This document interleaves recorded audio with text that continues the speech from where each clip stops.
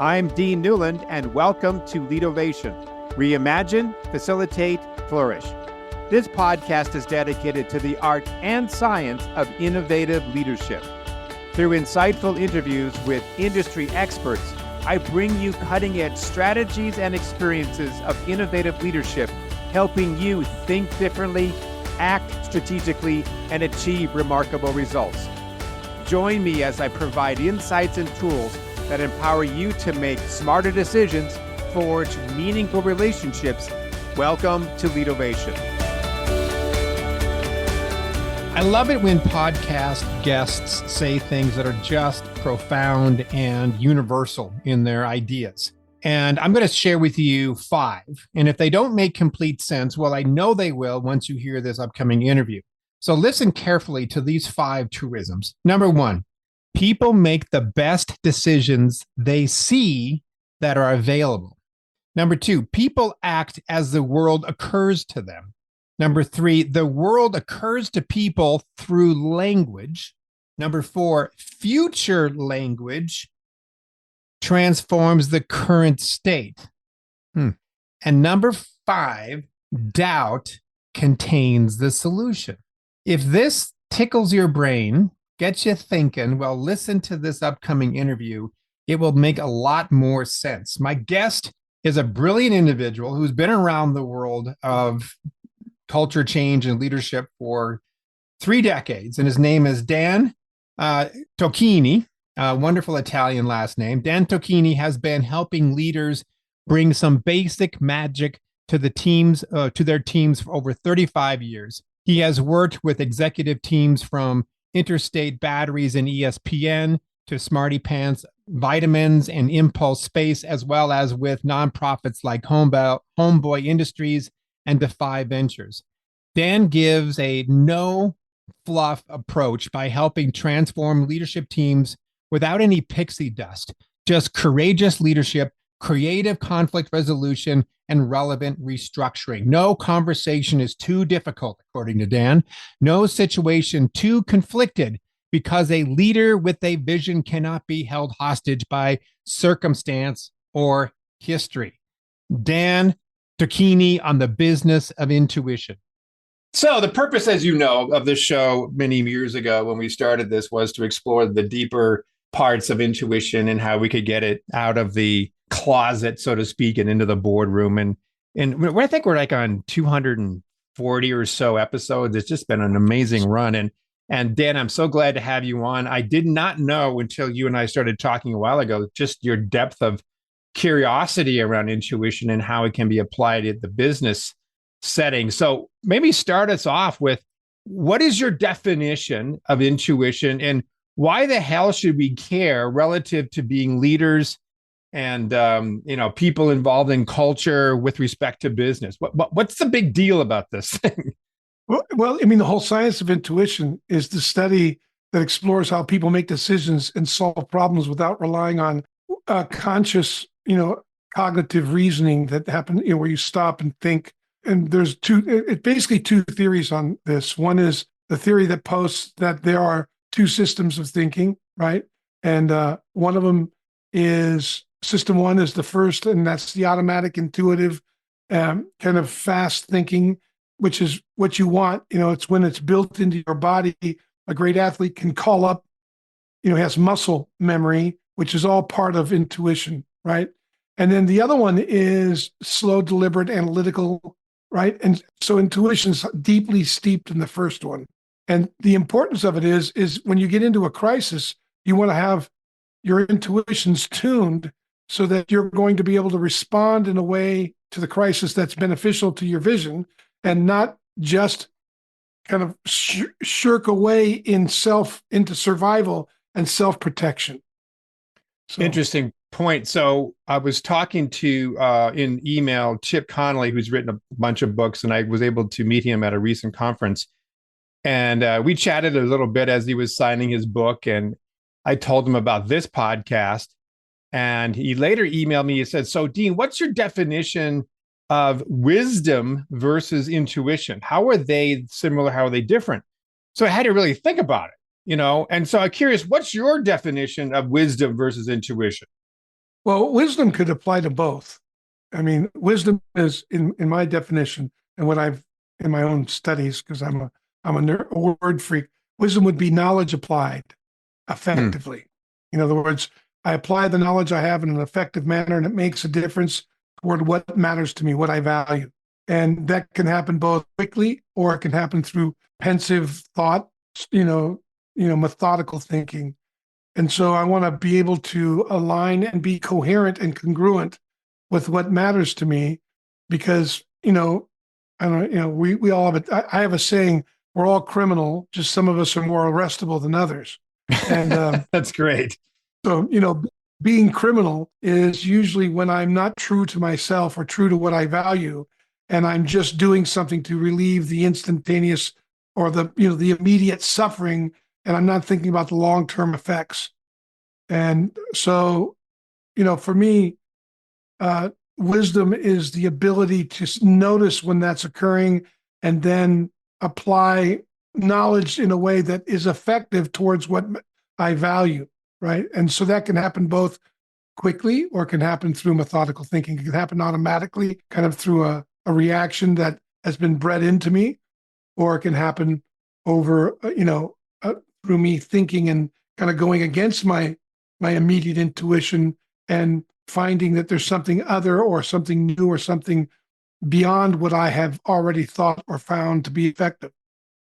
I always thought, like in my research on intuition, which I keep hearing, that the higher up you go in an organization, that the more important intuition becomes. There's just books and research that just sort of backs up this idea that this larger scope of knowledge can be accessed through intuition, whereby the more linear analytical brain cannot. It's almost like you're walking into, I don't know, a room and one of your eyes is closed and you can't see everything. You can only see part of it. And I think intuition opens you up to more.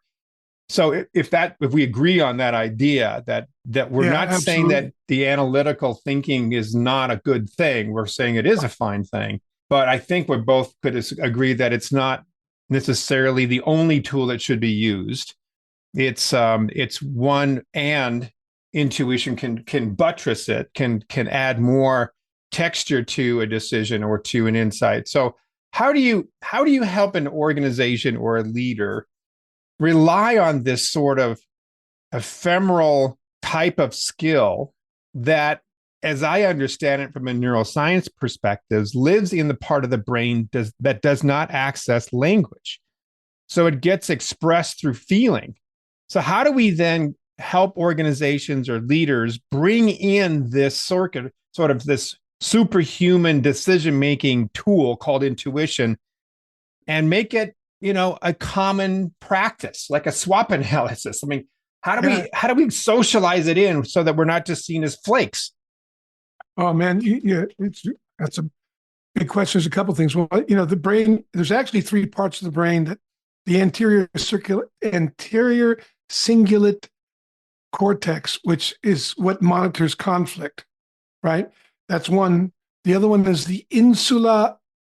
Which is the awareness of internal body states. And then there's the amygdala, right? The emotional processing. All three of those parts of the brain are actually part of intuition. So, the amygdala just takes off on us. If we feel like we're threatened, the brain, the body, the brain has two basic missions. One, preserve the body, make sure the spacesuit stays alive. Two, it saves energy in case it needs the energy to keep the spacesuit alive. And there's all kinds of studies around. I physically train quite a bit. I ride bikes. I ride long distance on bikes. I'm a big guy, so I'm not too good on the uphill, but I'm great on the flat ground and downhill. But what I want to do is train my brain. So when you hit a wall, right? Anybody who's exercised, you hit a wall. Well, that's your amygdala. That's your body going, hold on, don't spend any more energy. But if you keep pushing, you break through it, you find a whole new, well of energy within you. And that's you breaking through the wall or your body's resistance to giving up, giving more. And that happens in business a lot, because your brain is trained very quickly to see if it thinks it's wasting energy, it gets bored, it gets distracted, it wants to get off of whatever it feels is wasting its energy. So if you're dealing with somebody on your staff that way, then you want to catch that, right? The other part is conflict monitoring. So if I can catch I've got to be aware of my amygdala. I've got to be aware of when I start to elevate.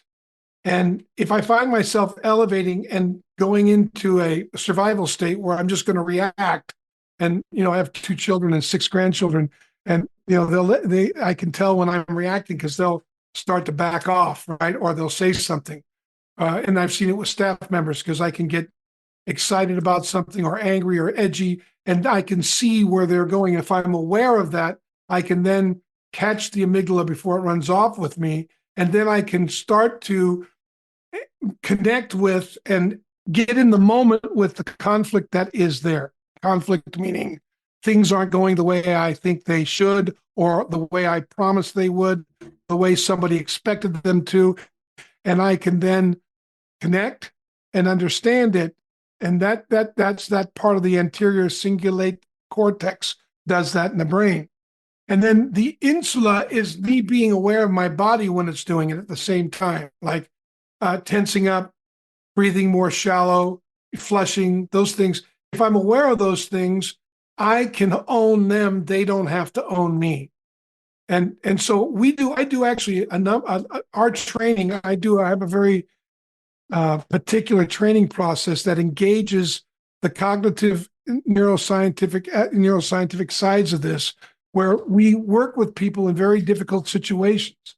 Like I developed a curriculum for kids coming out of prison as kind of a way I give back. And it's the #1 curriculum in the US over the last 20 years about helping kids re-enter the community after their 5th generation, 4th generation gang members can re-enter and, make a life that's rewarding, and, they'll live past 30, that kind of thing, and not go out and commit crime.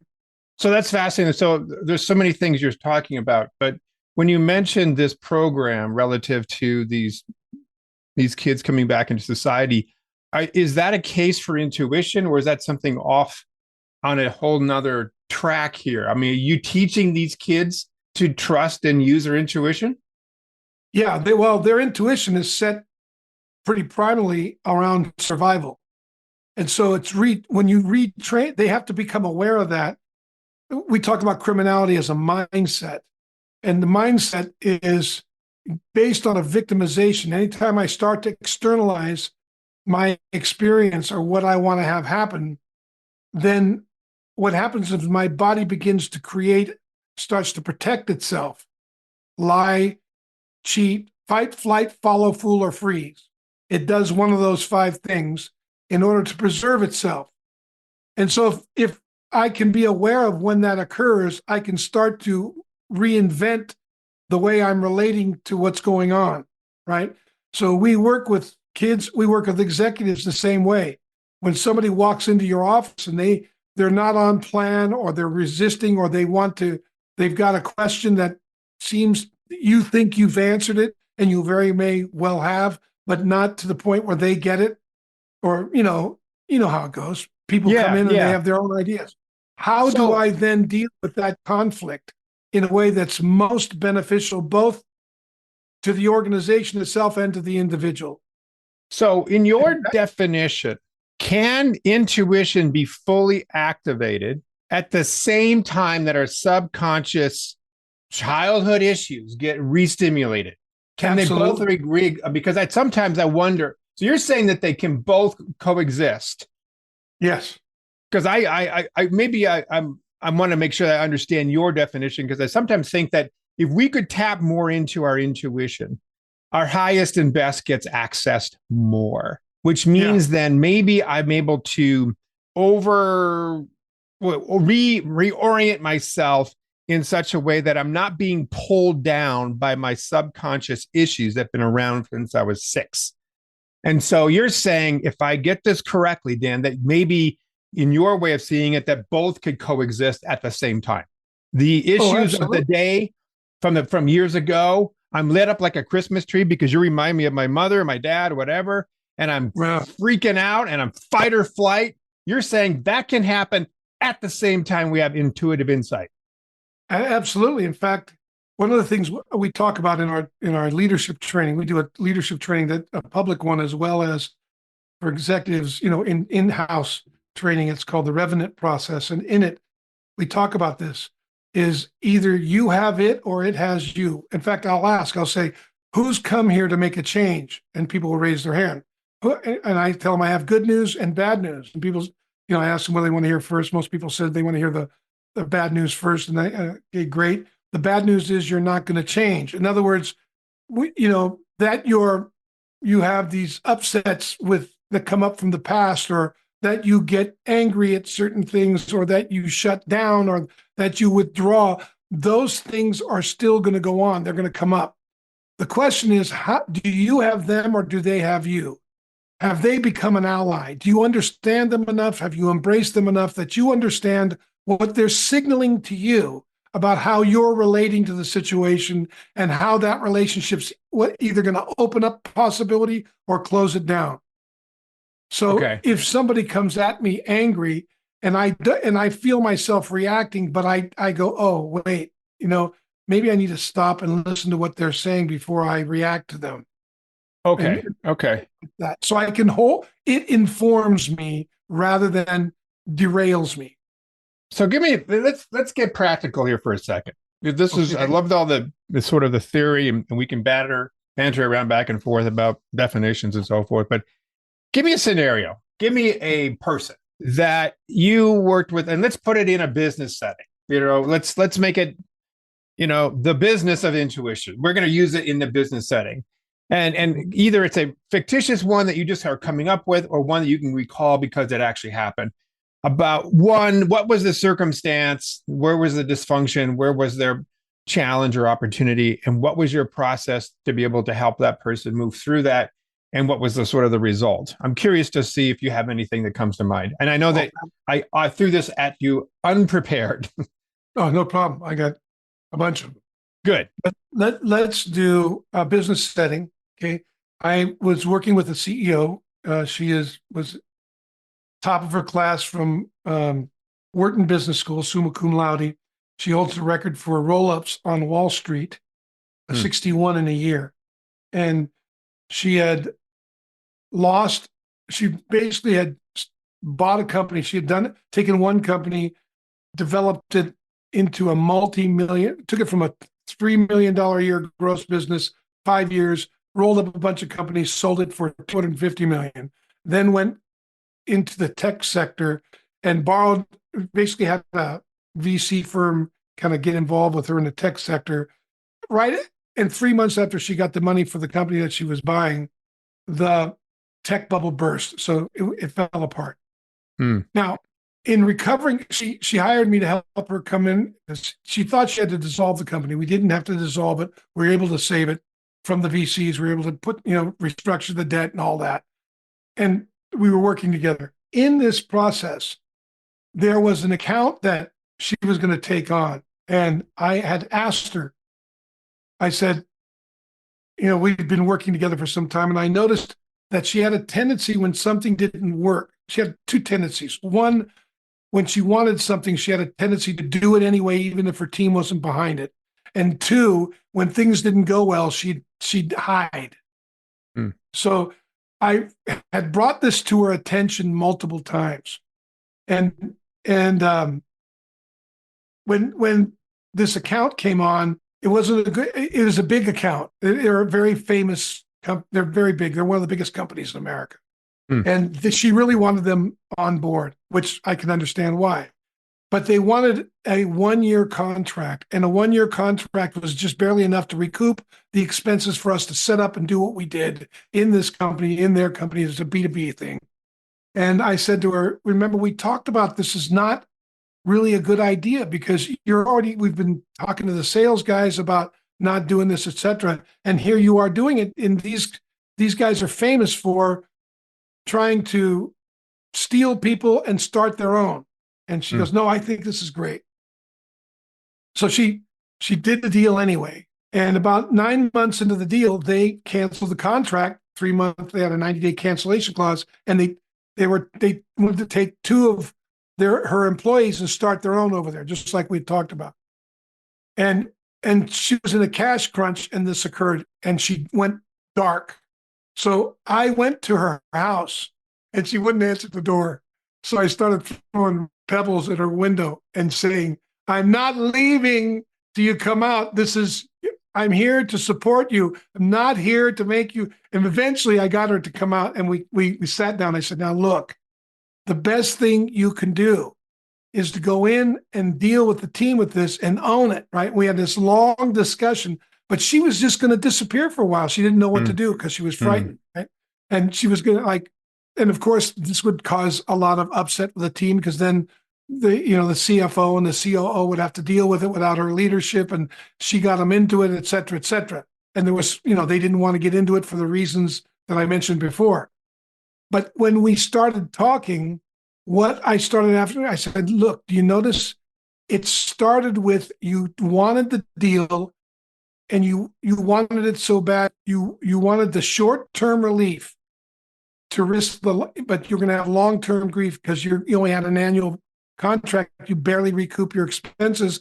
The team was telling you about it, and you got defensive. Do you remember that?" She goes, "Yes, I do." "Okay, good." Well, and so we explored all that just to get cognitively around that.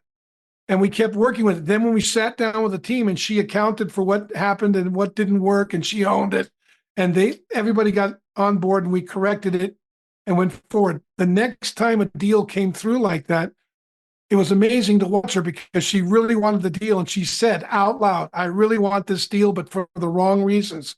So help me see how we can have this in the long run." And then we sat down and worked with the team to do that. But she could catch it. She started catching. She told me, "When you first came to work here, when I hired you, I thought you were talking Chinese. Now, a different language, Chinese, Japanese, but I didn't get what you were saying. And now I'm starting to see it."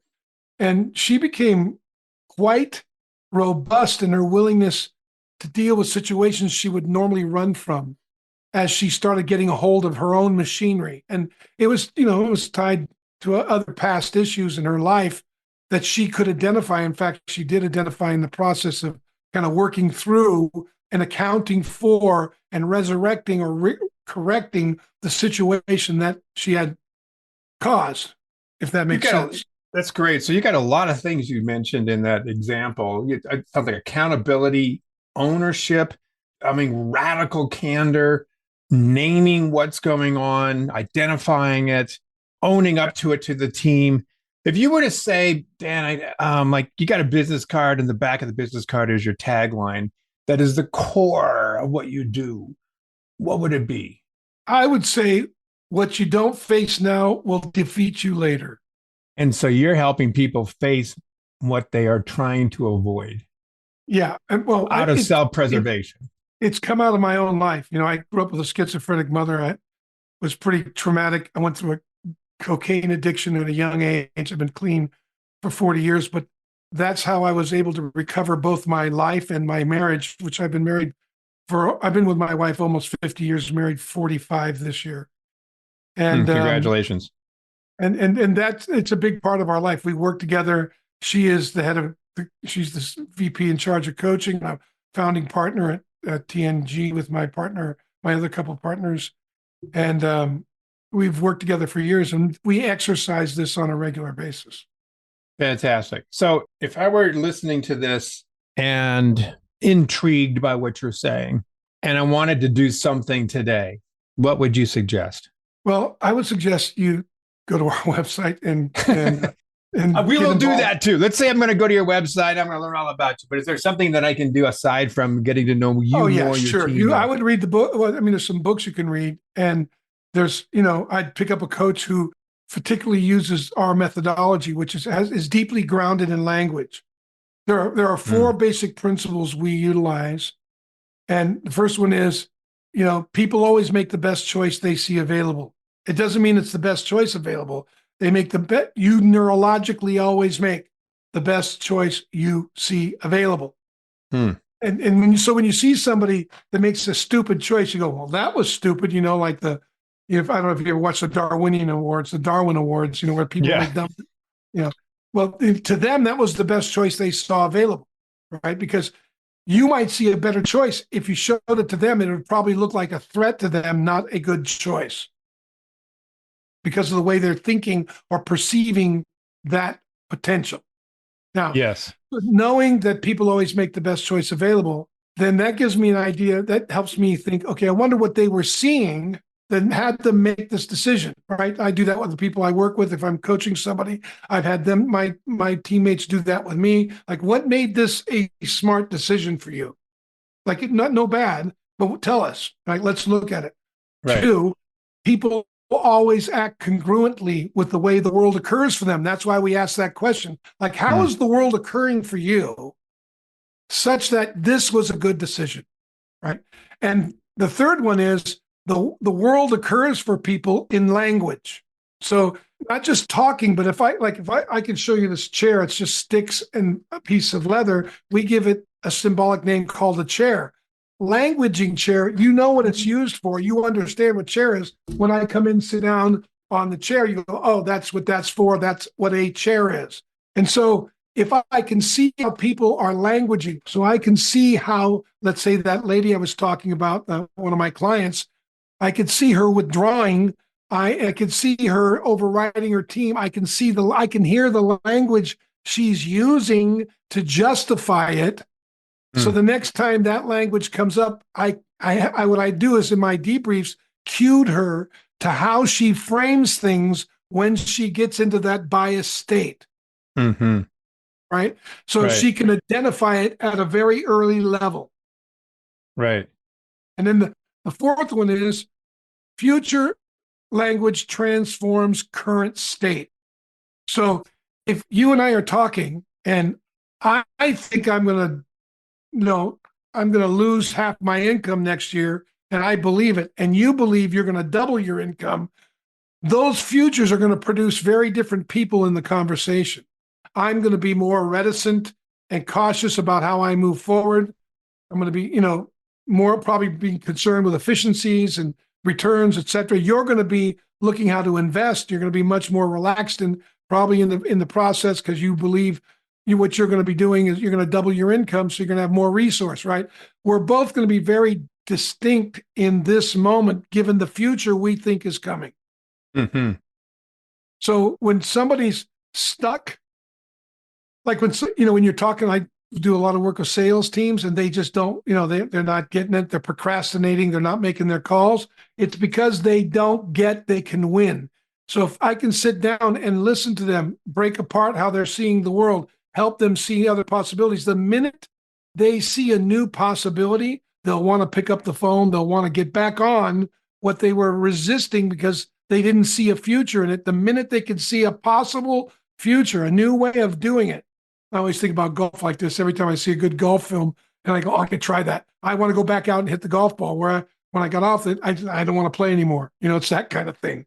It's that kind of dynamic. So as a leader, my job is to be a resource to my team to open possibilities. So when they get stuck, not only do they want to go again, but they start to learn how to do it for themselves and with each other. So I love this. So this last one, number 4, future language transforms the current state. I think that's fantastic. It's a great way of framing that. I want to ask you, but to dig into that a little bit more for a second, though. Let me tell you my question. The question is this: I have dozens of books all over surrounding me with all sorts of future language written that I could read, and I could even turn into affirmations that I could put on Post-it notes all over my bathroom mirror, right?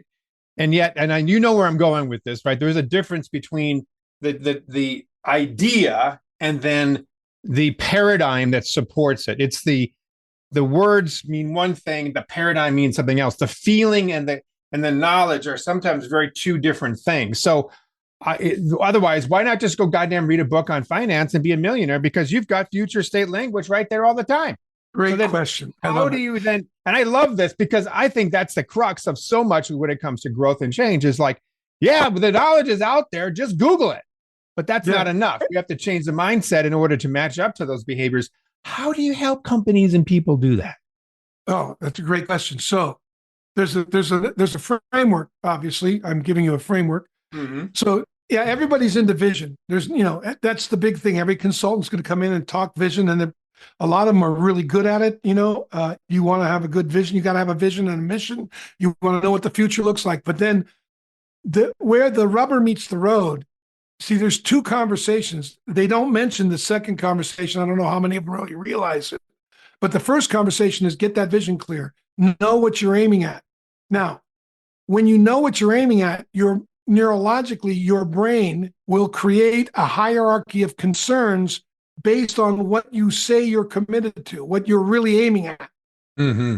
And you find out what you're really aiming at by engaging current reality, which is nothing like the future you are committed to having.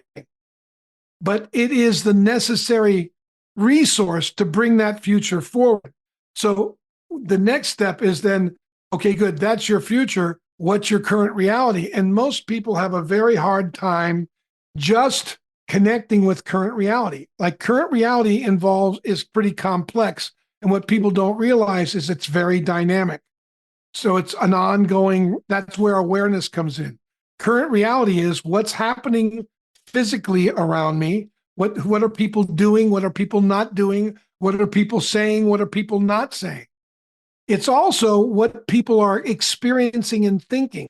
So if I'm working with a team and my team, how they're thinking about what's going on is part of the current reality, and it's not obvious all the time. And you can see how your team's thinking about something by the way they're engaging the process. And that's where there's a paradox. I need to get with the current reality to produce the future. If I don't, I won't have the resource for the future, because the resource for the future is in the current reality. It's the old Stoic saying that the obstacle is the way. Right. I get that. And it's almost like you're having to hold two different realities in your brain at the same time. The current reality with the eyes wide open, understanding of what really is, as well as not letting that diminish the future state of which you're trying to achieve. And one would say, well, it's we grow up into a scientist. We're going back to intuition now. We're growing up into this very much linear approach. If I don't see it, I don't believe it, right? If it's not in the physical world, then how can it be true? Well, all of a sudden you start coming up with this idea about creating a future language for something that isn't here yet. I don't have as much credibility for that. I don't lend as much credibility to that because it's not real yet. And yet at the same time, I'm spending all this time working on what is real. And then I kind of go, oh, shit. My finances are screwed. My wife is, leaving me, whatever your current reality might be. And that becomes what gets reinforced over and over and over again. And as we all always know, that what you think about, you probably attract more of. So it's an interesting dichotomy to be able to manage both at the same time. Well, it's a paradox, right? I mean, and this is probably one of the biggest limitations of Western thinking, of our own culture, is we think if you can't measure it, it doesn't exist. But right. It may not exist yet, but it exists right here. Yes. And this is, I play golf, and, Ben Hogan said the game of golf happens within a 5-inch space between your ears. Right. Right. And because you're thinking what you're going to be doing. Now, if I look at current, and when you say, we got to connect with current reality, but it's also connecting with my bias about the current reality. Like, if I think something's impossible, that has to get vetted, because if I try to do something like a good soldier, like an imposter, that I don't think is possible, it's going to show up incongruent with the people I'm working with. So how do I have conversations? And this is what we work a lot with. How do we bring to the surface the conversations of doubt so that we can harvest them for possibility? And that is not, it's like like mining for gold. And there's a very specific framework that I use to do that. But it takes into account the willingness to own my own cognitive processes and and how my intuition, because intuition carries bias with it. Right. And so if I'm not aware of my bias, I won't understand the blind spots of my intuition. And the more I understand the blind spots of my intuition, the more I will know consciously to look into them to make sure I'm seeing everything or as much as the biggest possibility I can. It's a great point, Dan, but I do think, and I sometimes struggle with this myself, is like, I look at doubt as almost like the enemy, like, oh no. Or we have a company or a team that says, we're going to create a new culture. We're going to expand by 30% this year. And people go, but I have doubts. They go, you're not a team player, right? You got to get on board. And there's this great process. I forget his name who did this, but like a pre-mortem, basically. Instead of looking in the rearview mirror, you look in the future, which just says, okay, let's assume everything falls apart. Why did it fall apart? And using that process of doubt to be able to mine for ways in which to go forward. I love that idea. But I think that we got to somehow socialize the idea that doubt is not a bad thing, so long as it doesn't become the primary thing. Well, as long as it's not cynical or cynicism, because I can use doubt to hide behind, but I can also use doubt to sharpen my plan, my way of being, my thoughts, my efficiencies, etc. So the question is, what am I aiming at with my doubt? That's what I meant by aim, because aim can shift in a moment, right? I could 1 minute be aiming at the future I'm committed to, and then somebody brings something up that seems really radical that I don't think I can overcome, and now I might just start aiming at defending myself or protecting myself or getting away from this person because they make me feel bad about what I said I wanted, because they're drawing my attention to a possibility I don't want to see. Like I've got to break that down, and that most anybody who's an entrepreneur they're thinking with some complexity, and they have a tendency to want to think more process oriented than to think about their thinking. And first is thinking about my thinking while I'm thinking about the process. Like, why is this such a good idea? Like, most of the time when a team breaks down, what they're dealing with is the symptom, not the problem. And the symptom's easier to put your hands on.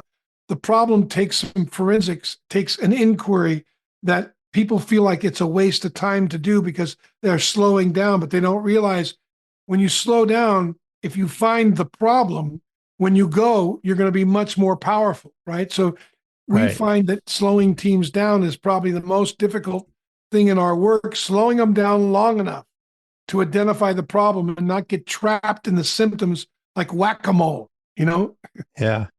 And that, and there's a certain amount of courage that it seems to be the underlying theme that we haven't brought up by the leader, by the participants, to kind of go where we haven't gone before, to face our fears, to face those doubts, to mine for those, to have the radical candor, to have this conversation. And as you all know, if it were easy, we wouldn't be having this conversation. It's part of the human condition in some ways. So Dan, again, this has been great. I would love to continue our conversation for days on end. Maybe I should just drive up to your place and we should continue this at your place up in Idaho.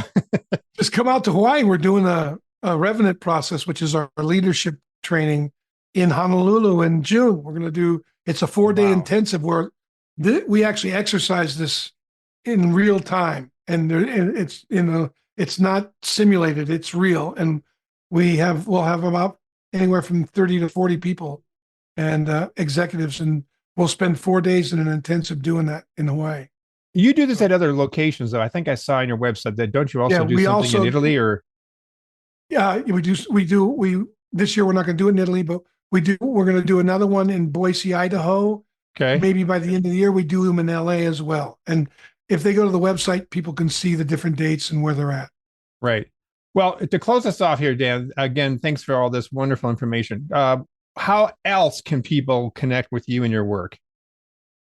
Instagram, Dan_Tocchini, LinkedIn, Take New Ground or Dan Tocchini. I'm on there as my name. And then there's takenewground.com, which is our website. And then we have a podcast. We have 200 episodes. We're up to 200 episodes. It's called the Naked Leadership Podcast on Spotify and Apple. Fantastic. Dan, thanks for your time. This has been great. Oh, it's my pleasure, man. I really enjoyed it. Thank you so much, Dean. You bet. Thank you for listening to Leadervation with Dean Newlund. If you enjoyed the show, please subscribe, rate, and review on Apple Podcasts, Spotify, or wherever you get your podcasts. If you'd like to learn more about Dean or Mission Facilitators Leadership, go to mfileadership.com. That's mfileadership.com, or check the show notes. Reimagine, facilitate, flourish. Transform your leadership success with Leadovation.